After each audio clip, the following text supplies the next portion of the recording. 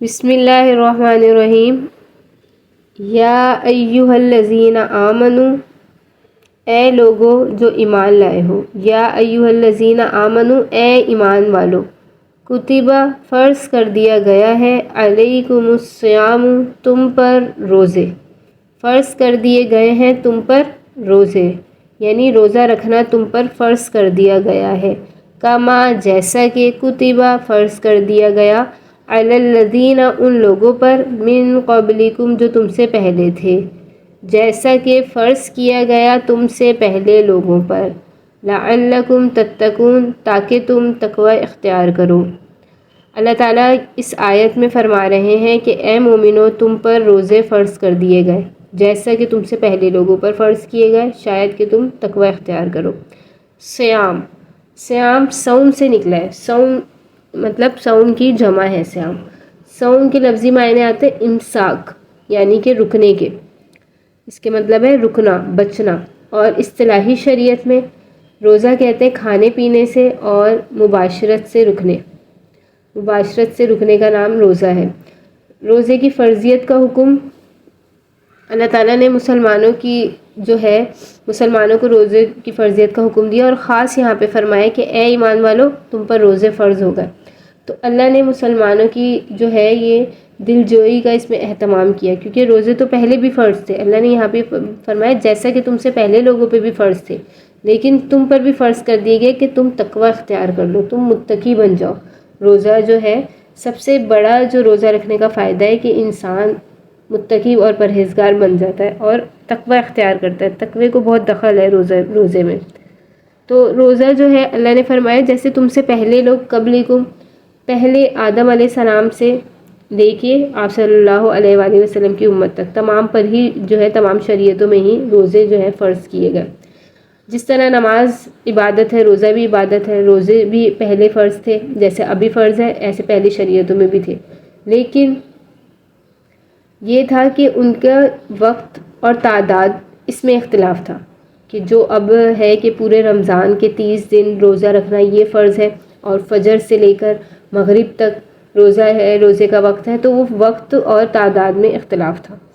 اللہ تعالیٰ نے آگے فرمایا ایام معدودات، چند دن ہیں، معدودات گنتی کے، یعنی ایامن دن ہیں، یوم کی جمع ایام، دن ہیں، معدودات گنتی کے، یعنی چند دن روزہ رکھنا ہے۔ پورے سال میں 12 مہینے میں ایک مہینہ روزہ رکھنا فرض ہے، ماہ رمضان میں۔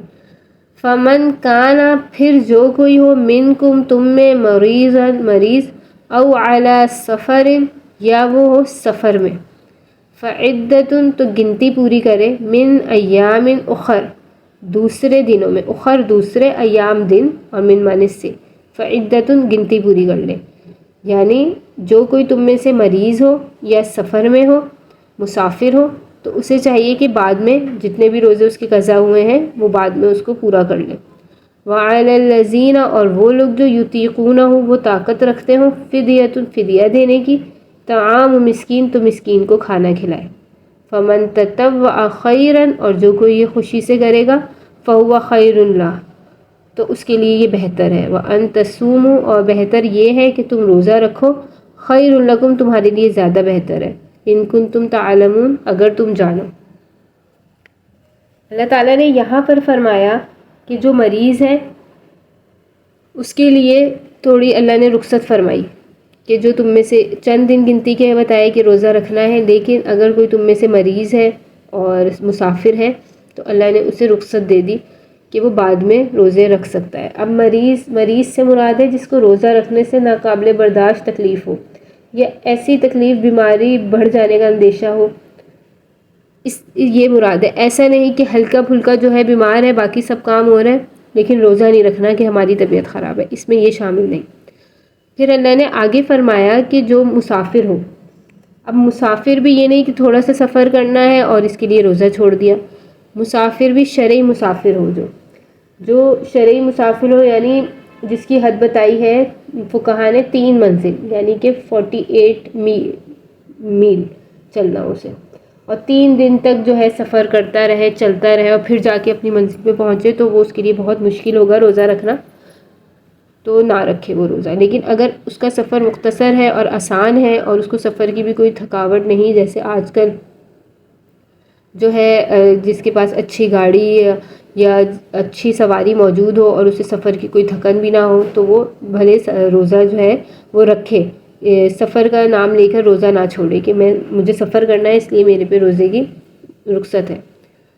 اور اللہ نے فرمایا آگے، اور جو طاقت رکھتے ہیں تو وہ فدیہ ادا کر دیں. یعنی روزہ نہیں رکھ سکتے، روزہ رکھنے کی ان میں قوت نہیں ہے، تو وہ فدیہ ادا کریں، مسکین کو کھانا کھلائیں. اب یہاں پر بھی یہ فدیہ جو اللہ نے فرمایا ہے، فدیہ کا حکم، کہ مسافر ہوں یا بیمار وغیرہ ہوں، طاقت نہ رکھتے ہوں، اس لیے روزہ نہ ان سے رکھا جا رہا ہو، تو اس صورت میں وہ فدیہ دے دیں اور وہ مسکین کو کھانا کھلانا ہے. کتنا کھلانا ہے؟ فدیے کی جو مقدار ہے وہ ایک روزے کا فدیہ بنتا ہے نصف سا، یعنی گندم کی قیمت اتنی بنتی ہے، 2.25 سیر گندم ہو اس کی جتنی قیمت ہو، تو یہ ایک مسکین کو وہ کھلا دے دے. اب اللہ نے فرمایا جو کوئی خوشی سے تم میں کرے تو بہتر ہے اس کے لیے، یعنی اور یہ ہے کہ تم روزہ ہی رکھو. فدیہ دینا بھی بہتر ہے، لیکن بہتر یہی ہے کہ ہمت ہو تو روزہ ہی رکھے اگر تم جانو. اب یہاں اللہ نے حکم فرمایا جو یہ فدیے کا، تو یہ فدیے کا حکم پہلے تھا کہ اگر کسی بھی وجہ سے اور اتنا زیادہ بھی مسئلہ نہ ہو تو فدیہ دے سکتے ہیں، روزہ چھوڑ دیا بعد میں روزہ رکھ لے. لیکن جب اللہ نے آگے یہ آیت نازل کر دی، فمن شہد منکم الشہر فلیصم، تم میں سے جو کوئی بھی جو ہے رمضان کا مہینہ پالے، یہ مہینہ پالے. فمن شہد منکم الشہر فلیصم، تم میں سے جو کوئی بھی جو ہے رمضان کا مہینہ پالے، یہ مہینہ پالے. فمن شہد منکم الشہر، آگے یہ آیت آئے گی، اگلی آیت فلیصم ہو، تو اسے چاہیے کہ وہ روزہ رکھے. تو اللہ نے یہ والی آیت پھر اس سے منسوخ کر دی، یعنی اس کا حکم ختم ہو گیا. فدیہ دے سکتے ہیں اس صورت میں کہ بہت زیادہ جو ہے بیمار تھا اور بہت زیادہ طبیعت خراب تھی، روزہ رکھنے کی نیت بھی کی کہ جب صحت یاب ہوں گے تو روزہ رکھ لیں گے، لیکن صحت یابی نہ ہوئی اور وہ انسان ہی دنیا سے چلا گیا. اب اس صورت میں جو ہے اس کے وارثین میں سے کوئی بھی اس کا فدیہ ادا کر دے، اس کے روزے کا فدیہ ادا کر دے، کیونکہ اگر اس کے پاس صحت آتی اور اس کے پاس وقت بھی ہوتا تو وہ روزہ ہی رکھتا، اس کی قضا رکھتا.